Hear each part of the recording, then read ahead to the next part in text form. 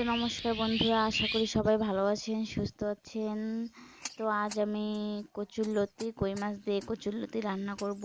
তো কচুরলতিটা আমাদের পিছনে, ঘরের পিছনে অনেক কচু গাছ হয়েছে, সেখানে সুন্দর সুন্দর লতি হয়েছে। তো সেখান থেকে আমি আর কি তুলে নিচ্ছি কচুরলতিগুলো। দেখুন কত বড় বড় গাছ হয়েছে, আমার সমান সমান পুরো গাছগুলো দাঁড়িয়ে পড়লে। আর এখান থেকে আমি কচুরলতিগুলো তুলে নিচ্ছি। তো দেখুন এই যে আমি কচুরলতি কতগুলো, মানে যে কটা আমরা 3 জন মানুষ, আমাদের যেটুকু পরিমাণে লাগবে ততগুলো উঠিয়ে নিচ্ছি আর কি। তো এখন কচুরলতিগুলো বেছে নিচ্ছি। তো বেছে ধুয়ে ভালো করে পরিষ্কার করে নেব। আর মাছটাও আগে থেকে কেটে ধুয়ে পরিষ্কার করে নিয়েছি। তারপরে একটু লবণ মাখিয়ে রাখবো আর কি কচুরলতিটাকে ধুয়ে টুয়ে পরিষ্কার করে। তো আমি এই যে কচুরলতিতে লবণ মেখে রেখেছিলাম, আর এই যে মাছটাও ধুয়ে পরিষ্কার করে নিয়েছি। এখন আমি মাছটা আর কি লবণ হলুদ মেখে নেব মাছটার গায়ে ভাজার জন্য।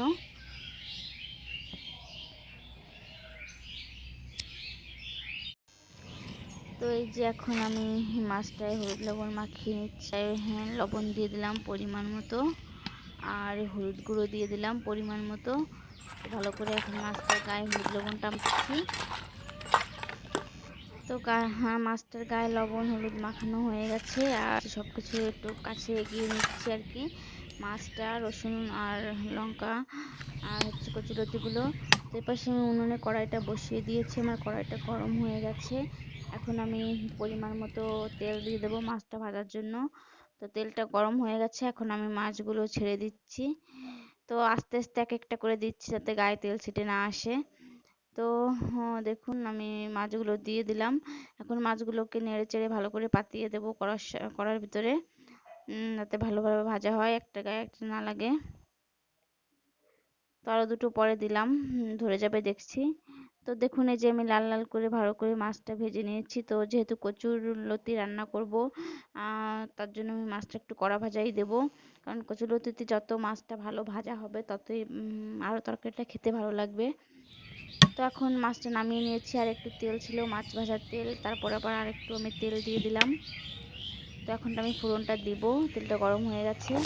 আমি যে রসুনগুলো ছিলে রেখেছিলাম সেই রসুনগুলো দিয়ে দিচ্ছি। তো রসুনটা একটু ভাজা ভাজা পুড়বে আর কি। তো পোড়ার পরে আমি যে লঙ্কাটা ফেলে রেখেছি সেই লঙ্কাটা দিয়ে দিলাম। তো লঙ্কাটা আর রসুনটা একটু ভাজা ভাজা হবে, তারপর আমি কিছু রাঁধুনি ফোড়ন দিয়ে দিলাম। তো রাঁধুনি ফোড়নটা কচুর বইতে আর যে কোনো শাকে দিলে পেরে খুবই ভালো লাগে আর কি তরকারিটা খেতে।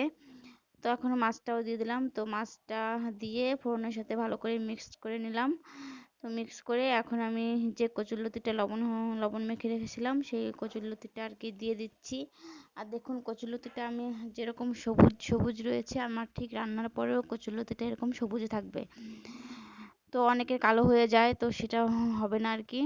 তো আমি সব কিছু উপকরণ কচুরলতির সাথে মিশিয়ে নিয়েছি। এখন একটু লবণ দিয়ে দিলাম পরিমাণ মতো, আর একটু হলুদ গুঁড়ো দিয়ে দিলাম।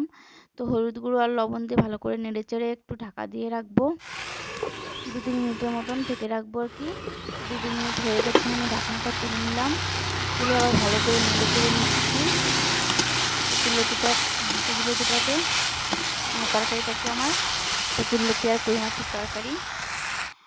তো এখন আমি পরিমাণ মতো জল দিয়ে দেবো, যেহেতু কচুরলতি তো একটু নাড়ানো থাকে, বুঝে শুনে আর কি আপনারা জল দেবেন। তো আমি অল্প পরিমাণ জল দিয়ে একটু আবার 5 মিনিটের মতো জ্বালিয়ে নিয়েছিলাম।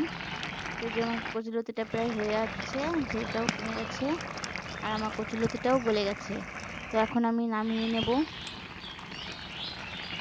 নিচ্ছি। তো দেখুন এই যে কত সুন্দর কালার এসেছে, সবুজ সবুজ, দেখতে খুব ভালো লাগছে। তো রেসিপিটি যদি আপনাদের ভালো লেগে থাকে অবশ্যই একটা লাইক করবেন, কমেন্ট করবেন, আর বেশি বেশি করে শেয়ার করবেন, আর আমার চ্যানেলটাকে অবশ্যই সাবস্ক্রাইব করবেন।